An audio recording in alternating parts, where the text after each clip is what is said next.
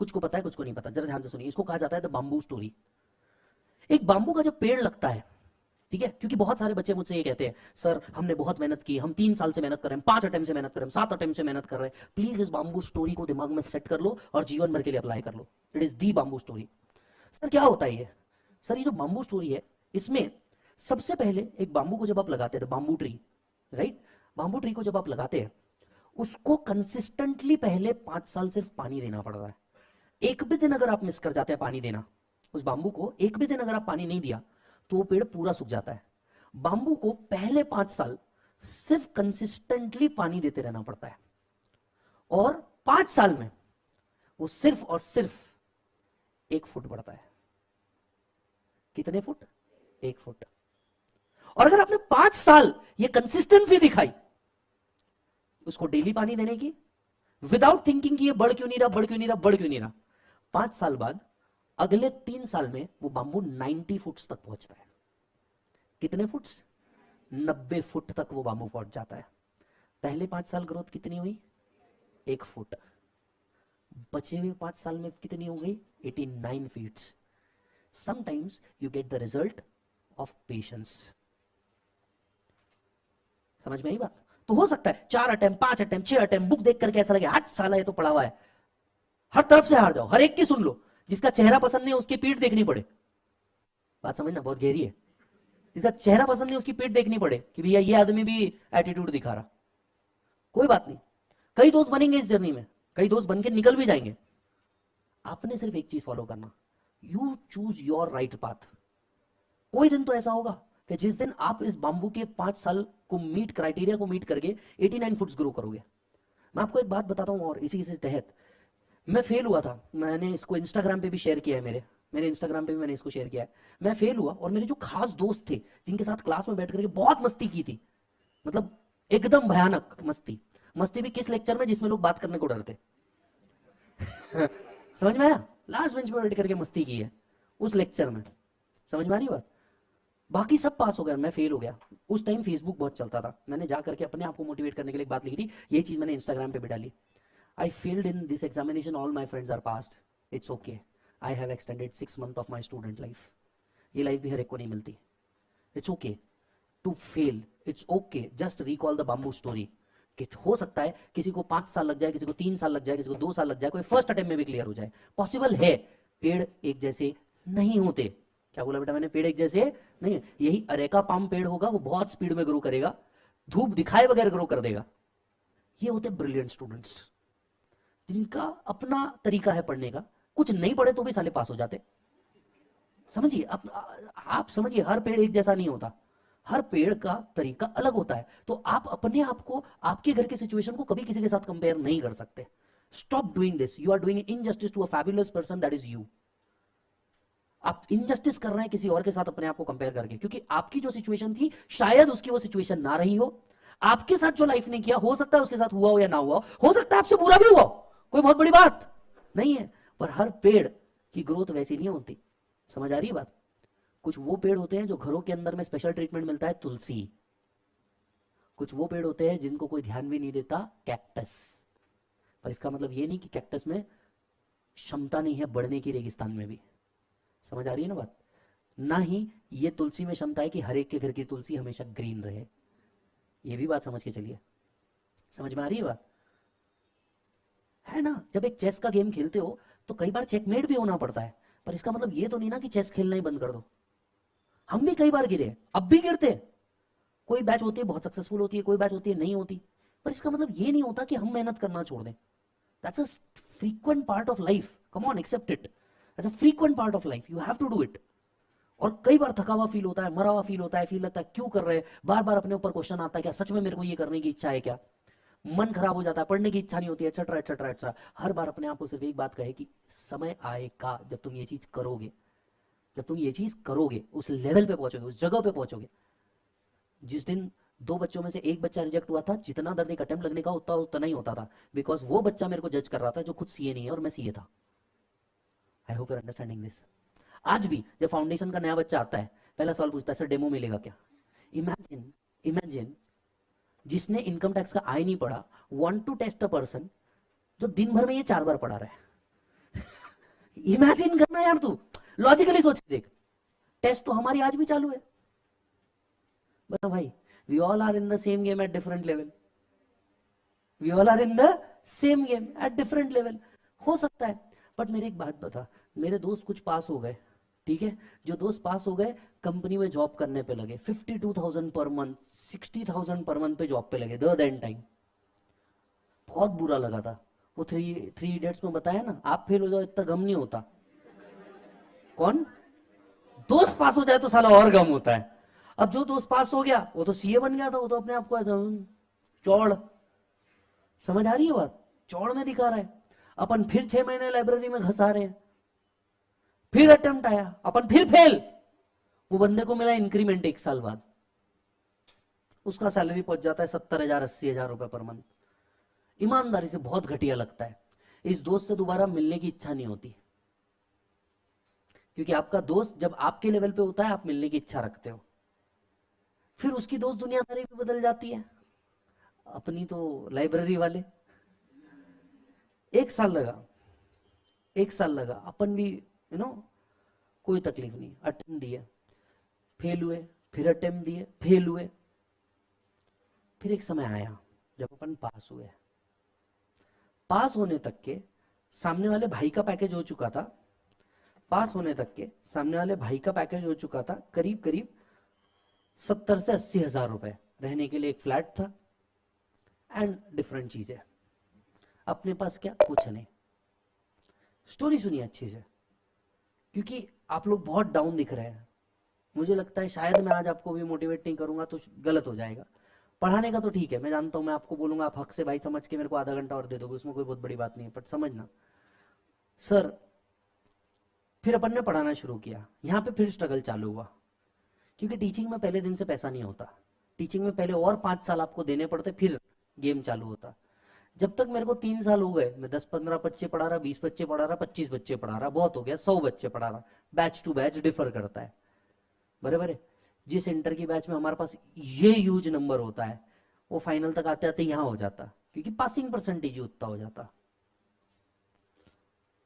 फिर सबके अटेम्प्ट अलग, आर्टिकलशिप के लफड़ों के हिसाब से। सर जब मेरे को टीचिंग में 3 साल 4 साल हुए, तब तक कि वो 1 लाख रुपए प्लस कमाना चालू कर चुका था। सोचो क्या फ्रस्ट्रेशन आना जीवन में। वो भी सीए, मैं भी सीए। वो 1 लाख रुपए के हिसाब से 12 लाख कमा रहा, मैंने मेरी सारी बैच ले ली तो भी 3 लाख। सीए बनने के बाद दोनों सीए, फ्रस्ट्रेशन लेवल समझ रहे हो जीवन में, भयानक फ्रस्ट्रेशन आता है, क्योंकि सीए बनने के बाद भी हम कहीं मैचिंग में नहीं है। फिर भगवान ने मेहनत का फल देना चालू किया, फिर धीरे धीरे बैच बनना चालू हुआ, reference to reference, batch to batch. मेहनत कंसिस्टेंसी के साथ करनी पड़ी, कंटिन्यूस करनी पड़ी, सब देना पड़ा। फिर क्या, आज भाई कहां पे है? I am not comparing, I am just saying कि भगवान हर एक को उतना ही देता है, कभी किसी को पहले, कभी किसी को बाद में देता है, बात समझिएगा। फिर क्या हुआ, फिर भाई का आज पैकेज कहां तक के पहुंचा है? भाई का आज पैकेज पहुंचा है 225 पर मंथ। मेरा तो आप कैलकुलेट कर ही चुके होंगे, समझ में आ रही बात।